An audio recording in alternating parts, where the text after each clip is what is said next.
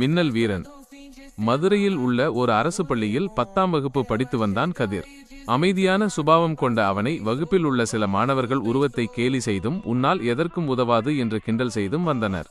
கதிர் எதற்கும் பதில் பேசாமல் தலைகுனிந்தே செல்வான். ஒரு நாள் மாலை பள்ளி முடிந்து திரும்பும்போது வானம் திடீரென கருத்து மின்னல் வெட்டியது. எதிர்பாராத விதமாக ஒரு பிரம்மாண்ட மின்னல் கதிர் நின்றிருந்த இடத்திற்கு அருகில் தாக்கியது. அந்த அதிர்வில் மயங்கி விழுந்த கதிர் மறுநாள் காலை எழுந்தபோது ஏதோ ஒரு மாற்றத்தை உணர்ந்தான். அவனுடைய நரம்புகளில் ஒருவித மின்சாரம் பாய்வது போன்ற உணர்வு. கைக்கடிகாரத்தை தொட்டால் அது மின்னல் வேகத்தில் சுழன்றது. பள்ளிக்கு சென்றபோது அந்த பழைய கும்பல் மீண்டும் அவனை கேலி செய்ய வந்தது. அவர்களில் ஒருவன் கதிரை தள்ள முயன்றபோது கதிரின் உடலில் இருந்து வெளிப்பட்ட சிறு மின் அதிர்வு அவனை தடுத்து நிறுத்தியது. அடுத்த நிமிடம் பள்ளியின் மின்மாற்றி டிரான்ஸ்ஃபார்மர் வெடித்து தீப்பிடிக்க ஆரம்பித்தது. அனைவரும் பயந்து ஓடியபோது கதிர் மட்டும் பயப்படவில்லை. தன் கைகளை நீட்டி காற்றில் இருந்த மின்சாரத்தை அப்படியே உள்வாங்கினான்.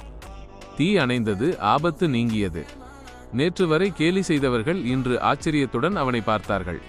கதிர் மென்மையாகச் சிரித்தான். அவனிடம் இப்போது பவர் இருந்தது, ஆனால் அதைவிட முக்கியமாக அவனிடம் தன்னம்பிக்கை இருந்தது.